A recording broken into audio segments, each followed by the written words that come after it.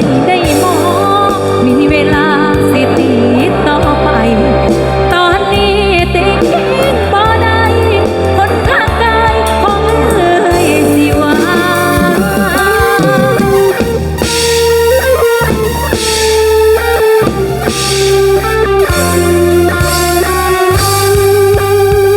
จะได้ตามคำขอเด้อ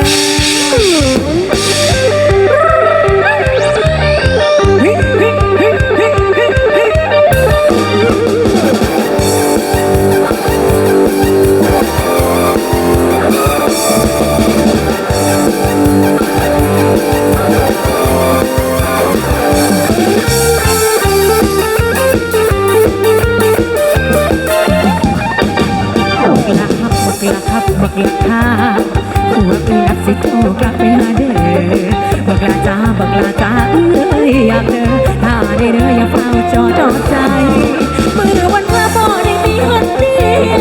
ก็ยังคงตามเที่ยวเข้าใจไหมบักละขับฟังเด้อขับเอ้ยหักหลายหัวเอ้ยเอ้ยได้สิลอยไปบ่ายแก้วเด้อเมื่อหัวใจเพ้อเตรียมเจอที่ยังเบบี้อยากเห็นเจอคนดีอยากไปหาวิธีไม่พอ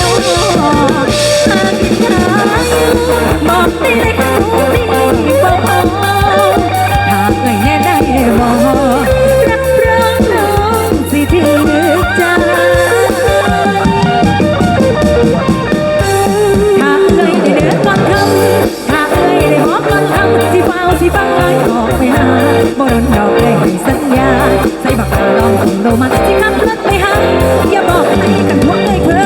เจอโดนอย่าปรากฏตะไปเจ็บได้ง่ายมักลายงานสิเฝ้าในใจอย่าฟังเดินกระเป๋าในใจกำลังเดินกำลังออกไปขอไม่เอ่ยชื่นใจพ่อผู้เฒ่าได้มีแห